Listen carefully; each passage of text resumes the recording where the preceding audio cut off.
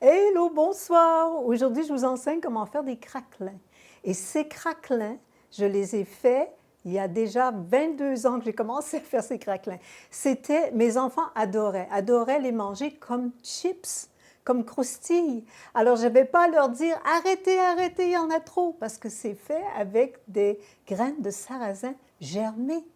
La graine de sarrasin germée, c'est un super aliment, c'est une protéine complète. C'est sans gluten, comme vous le savez, et le fait d'être germé augmente la biodisponibilité des vitamines, des minéraux, des antioxydants. Ça élimine, comme vous savez, les antinutriments. Alors, ce qui fait que vraiment, l'argent que vous investissez et le temps que vous investissez à faire les germinations, vous êtes gagnant. Sinon, c'est les antinutriments qui volent vos investissements. Alors, ça améliore la digestion, ça décompose l'amidon et les protéines pour qu'elles soient mieux absorbées. Ça renforce les vaisseaux capillaires. Alors, pour ceux qui ont des problèmes pour ce qui est des varices, c'est excellent pour ça. Et la coupe rose aussi. C'est riche en fibres, ça aide à la gestion de la glycémie et de la satiété.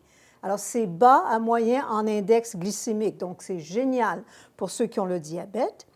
Ça contient des antioxydants qui luttent contre le vieillissement cellulaire et l'inflammation. Vous pouvez l'ajouter à vos biscuits, vos pains, vos muffins, vos céréales, votre yogourt, directement dans vos salades, sans les faire déshydrater.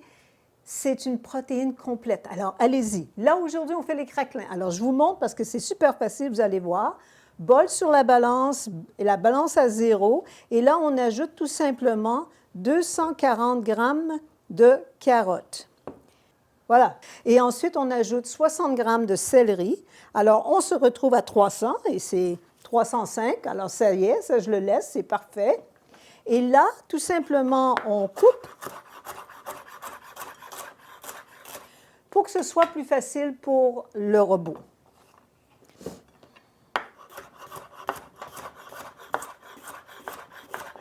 Voilà. Et, je ne sais pas pourquoi, mais les carottes, elles sont plus simples à couper si on les coupe en biseau. Là, on ajoute dans notre robot et on mélange.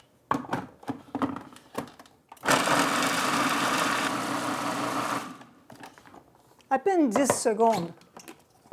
Évidemment, ça dépend de votre robot et ça dépend de votre couteau.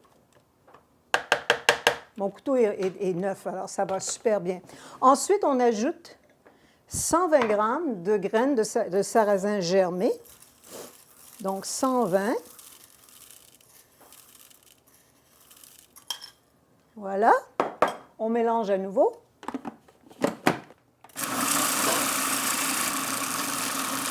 Et voilà. À peine 10 secondes aussi. Et on verse le tout dans notre bol, comme ça. Je vais vous montrer la texture que vous devriez avoir. Alors, je vous montre la texture, voyez-vous? Les grains de sarrasin sont brisés et les carottes sont vraiment en petites miettes. Et là, on ajoute à ça 4 grammes de sel, 4 grammes de assaisonnement à l'italienne. Et ça, c'est une recette de base. Alors, ça veut dire que pour vous, par la suite, une fois que vous l'avez fait, vous pouvez changer les assaisonnements. Vous pouvez changer, mettre des betteraves. Ça fera un craquelin qui sera d'une couleur intéressante, en fait. Et, alors ici, j'ai un linge microfibre et j'ai enlevé les coutures. Alors, il n'y a pas de dénivellement de surface pour que je puisse mettre ma feuille de T-Flex. Et de cette façon, ma feuille ne bougera pas sur ma surface de travail. Alors, c'est un petit truc. La prochaine étape, on prend environ 1 cuillère à thé d'huile. Là, ici, j'ai un petit pinceau, une petite brosse. C'est génial pour étendre l'huile. Vous l'étendez sur la feuille au complet, comme ça. Et ensuite, vous mettez une autre feuille T-Flex par-dessus.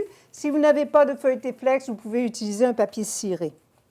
Et là, ce qui arrive, c'est que mes 2 feuilles ont de l'huile.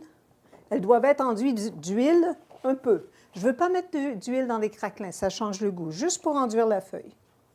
Et là, on ajoute 350 grammes de ce mélange. Voyons voir où j'en suis. Ah, un petit peu plus. Voilà. Et là, on amène nos deux feuilles à partie égale au centre, comme ça. On refait la même chose ici, comme ça, pour créer un carré au centre. Voyez-vous? OK. Et là, on remet l'autre feuille par-dessus. Alors, je commence, mais délicatement. Je ne presse pas fort. Et je vais vous montrer pourquoi. Je vais l'enlever ici. Voyez-vous, il ne faut pas que ça se sépare. Il ne faut pas que ça sépare le mélange. Alors, c'est pour ça que j'y vais délicatement. Alors, dans un sens, ensuite dans l'autre. Et une fois que c'est quand même assez étendu, là, je vais presser plus fort. Il faut aussi comprendre que le mélange était au centre de la feuille. Donc, il y a comme plus au centre qu'il y a sur les côtés.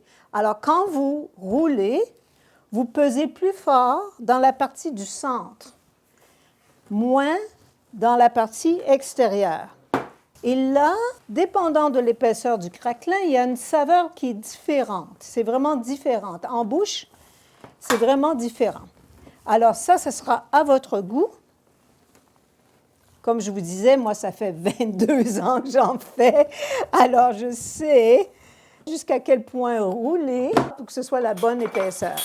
Et là, j'utilise un grattoir et j'enlève l'excès, comme ça ici. Voilà. Ici, la même chose. Et ici.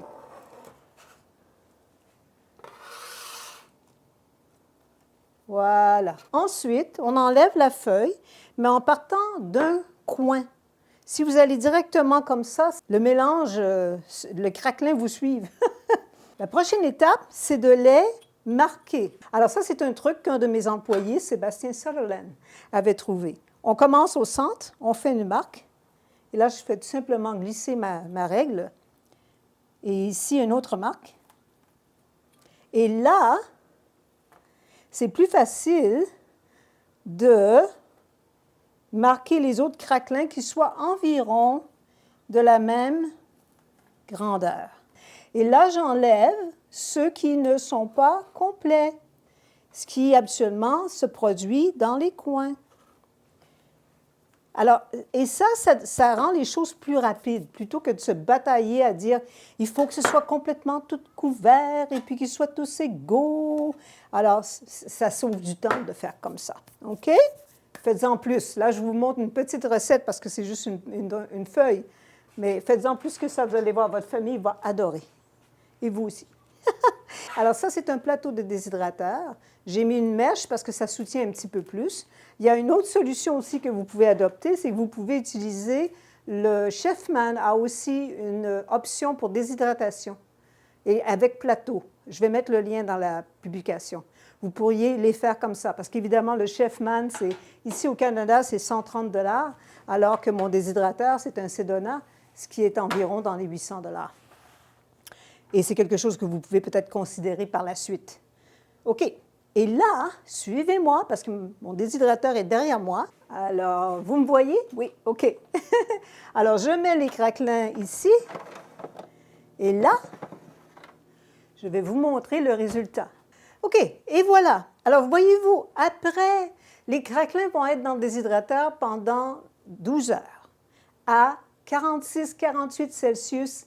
Mais 48 est le maximum parce que là, il faut garder la valeur nutritive. Alors, donc, entre 46 et 48. Alors, maintenant, ce que vous faites, comme ils sont tous détachés, vous utilisez un autre plateau que vous mettez par-dessus avec une mèche, par-dessus les craquelins ici. Vous faites une petite pression et vous retournez. Whoopsies! Il y en a un qui s'est détaché. Vous retournez les craquelins et vous enlevez la feuille. Et là, vous remettez au déshydrateur pour la fin de la déshydratation. Et ils vont être prêts.